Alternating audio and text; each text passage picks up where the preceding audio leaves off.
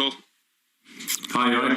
Hi. Lots of reports about Ralph Rangnick being appointed as the new interim manager of Manchester United over the course of the last 24 hours or so. I just wondered what you could tell us, Michael. To be honest, from my point of view, not a lot really. Speculation and reports are speculation and reports. So as I'm sitting here now, I'm preparing the team for the game. Really, my head's on the game.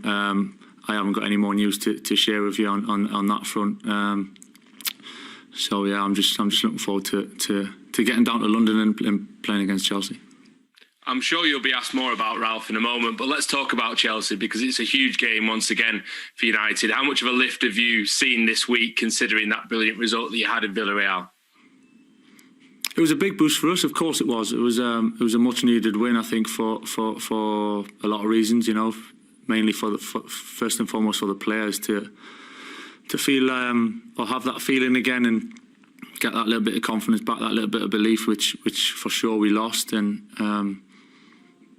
yeah, it's another massive game for us. Tuesday was a huge game, and it's another massive game. But it's these are the ones you've got to enjoy, you've got to embrace, going and putting yourself in these positions and testing yourself against a team that's playing very well. Whatever individuals are on the pitch for them of recent times, they've looked dangerous, they've looked a good team, and obviously had some really terrific results. So be a good test for us. I'm looking forward to it.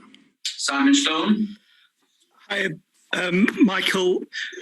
You're normally quite a relaxed character. What is it like being manager of a first team? Did you sleep on Tuesday night? Do you spend all your time going over ideas in your mind? Yeah, pretty much. Listen, you are who you are, and that's kind of my personality in some ways. Yeah, of course, some decisions are a little bit bigger than others, and sometimes you got a little bit more on your plate than at other times, and that's normal. But no, I've been quite calm this week. The staff and the players have supported me very well, and haven't given me an awful lot of problems, if any. So. I've embraced the challenge, yeah, of course. As I said earlier in the week, initially it was a little bit of a test in time, but kind of once you get over that pretty quickly and get the game underway, and obviously looking forward to this next game, then business takes over and your mind takes over, and the focus takes over on that. So that side of it I've quite enjoyed. And just in terms of Rangnick or anybody else for that matter, what kind of impact can people have on a squad, like in how much space of time? If someone else comes in, they've had one manager this season, now they're having you telling them things. How quickly can you get ideas across? I think you can get ideas across pretty quickly. I think history shows that. Sometimes it's not just the ideas. Sometimes it's just a different voice, maybe, or a freshness, or that history proves that for whatever reason. Again, looking back at history, sometimes it works really well, sometimes not so well. That's just an issue of life. So we'll see what happens in the days to come. Neil Custis. Oh, hi, Michael. Jadon Sancho would probably still one of his best games in a Man United shirt. What more do you think you can get out of him in this short space of time, and what sort of player can the fans expect to see? He's a terrific player, Jadon. I said it the other night. He's never happier than when the ball's at his feet, and he's trying to create things and go with defenders and link inside with the forwards and create chances and score goals. That's purely when he's at his happiest and smiliest, if you like. I've seen that in training and seen that in games already. The biggest thing for me the other night, and I said it, was the other side of his game and his attitude and his work rate and his mentality. And I thought he put a whole performance together the other night. So I was really pleased for him, because we've said it before. It's not always easy just to step into this club and perform, especially as a younger player. So he's got a massive future ahead of him if he keeps doing the right things and looks after himself and has the right attitude. Then who's to say how far he can go, and hopefully he fulfills every little bit of potential that he has. Obviously, you've got probably the best finisher in football if you can get the ball to him. So his creation is so important, isn't it? Yeah, of course, creation in any team is important, yeah, and that's obviously why we brought him to the club because of the talent that he has and what he's proven already at such a young age, and there's so much more to come from him, and I'm sure he's looking forward to what's ahead. Samuel Lucas. Hi, Michael. Romelu Lukaku's back for Chelsea. You obviously were a teammate with him briefly for one season and then coached him the following season. What was he like at the club and what did you make of it when he did leave the club? Yeah, it feels like a long time ago already now. When Rom was here and he's left, and obviously he's gone to Italy and done very well and had a good start at Chelsea. I know he's been unfortunate with picking up the injury, but and came back there the other night and involved. So it'll be good to see Rom again. Yeah, he's obviously a terrific footballer. Rom, he's scored goals pretty much wherever he's been. So it's pretty obvious what he brings and how dangerous he can be. So if Ron plays, obviously we're well aware of what he brings and we'll be ready for it. Ben Ransom. Hi, Michael.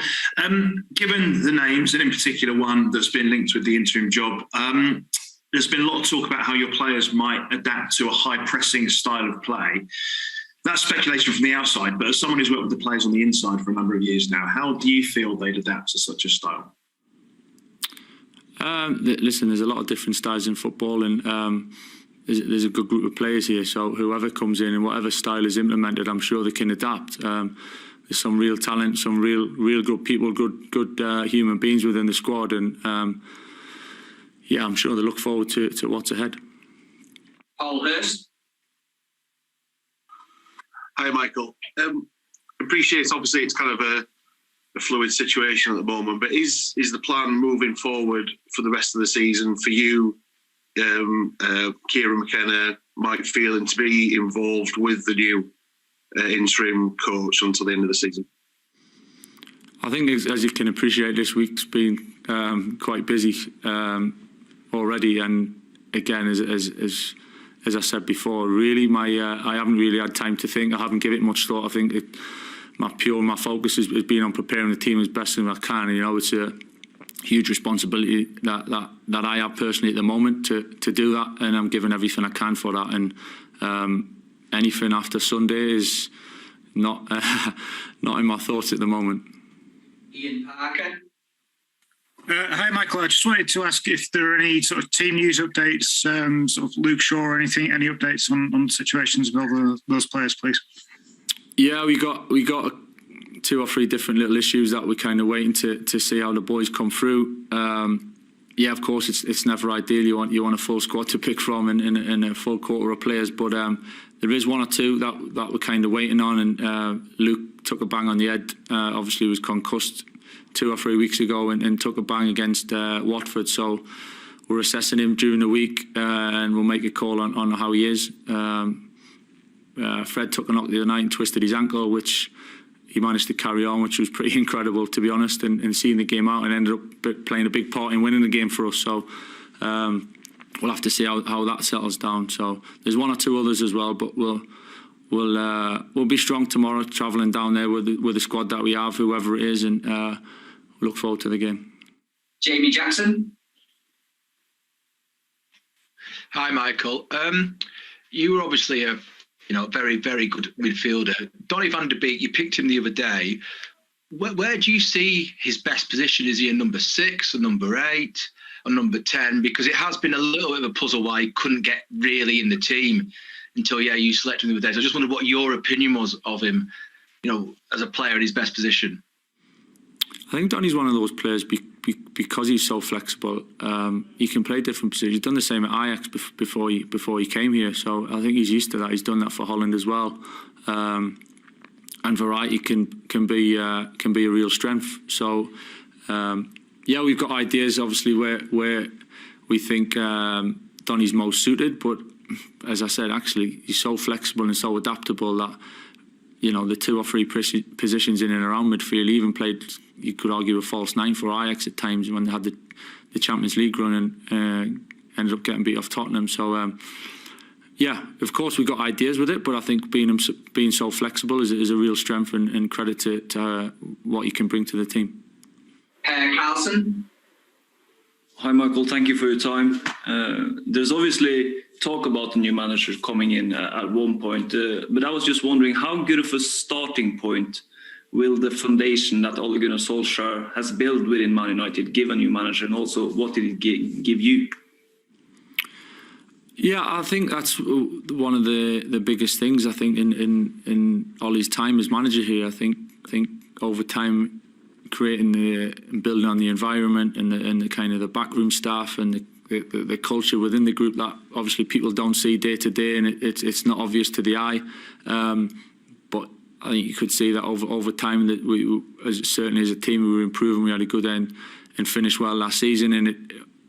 You know, once results start going, it went pretty quickly in terms of losing games. Which is a shame, because I think that everything else can kind of get overshadowed and lost by that. But it's still there, and the culture's still there. And this week, as I said, the backroom staff and the environment that Ollie had such a huge part in building has helped me an awful lot this week. So whatever happens next, it's there for sure, and it's a great starting point. Laurie Whitwell. Hi, Michael. I just wondered how much you're being kept in the loop on the manager hunt, and it sounds like it's going to be an experienced European manager. How much is that positive for you to potentially learn off them, but also for your abilities in terms of what you've already brought at Carrington and knowing the players? Important for you to stay that continuity and help them as well. Yeah, for me, if it's to be sitting here talking about too far ahead for me, really, my thoughts are about the game on Sunday. It has to be honest, coming in this week and having a real kind of laser focus on two games and the challenge that faces not just me but us as a group. I can't get distracted by anything else for now, for this week for sure, and anything else will take care of itself in the coming days and weeks ahead. We'll go to the last two. The first for Michael Gray and the last one for Andy Mitten. Hi, Michael. Michael, Jadon Sancho probably had his best game in midweek against Villarreal. Was that something that you said to him about being more positive, or has it just taken him the time to basically settle into the new football club and moving forward? Is that the Jadon Sancho that we'll hope to see every single week? Yeah, Mick, you know yourself as a player what sometimes it takes a little bit of a time to adapt. Sometimes he's a younger boy. I say boy, he's not a young boy, but he's a younger player, and coming to such a big club, a new league, it's not easy to just hit the ground running, and we were well aware of that. And of course we believe in him. As I said before, the potential he's got is massive, and if he keeps doing the right things and gets himself and keeps himself rather on the right track, then he's got a great chance. And I'm not surprised by what he did the other night. I've seen it in training in recent weeks, and I've seen that spring in his step coming back, and you can see in the body language and his personality that there's a little spark there, and hopefully that spark keeps getting bigger, and he keeps on improving and doing great things. Last one for Andy Mitten. Hi, Michael. What do you think of Thomas Tuchel's Chelsea, the style of football they play? What did he do well? And also, you touched on Fred. That's a position you know well. He was involved in both the goals the other night. How's he developing? What's your relationship with him on the training ground? Well, firstly, about the Chelsea, you got to be hugely impressed by the way they go about things. Obviously, watch quite a bit of them, and super intense. Well organised. Really good movement across our back line, their front line, and very good at connecting with the midfield. With the back three building up and connecting into midfield and kind of narrow you up, give you problems through the middle, and with the wing backs really aggressive and playing really high. Then they test your back line and stretch you across the pitch. So they've got a really good balance going at the moment. Obviously, confidence is high. You can see that. They've had some really terrific results, so they're on a high, and well aware of the challenges that we face. But as I said before, looking forward to it, because it is a big test and a big challenge. But we feel that we can go there and get a good result, no doubt. So that we have to think that, we have to believe that, and I certainly do.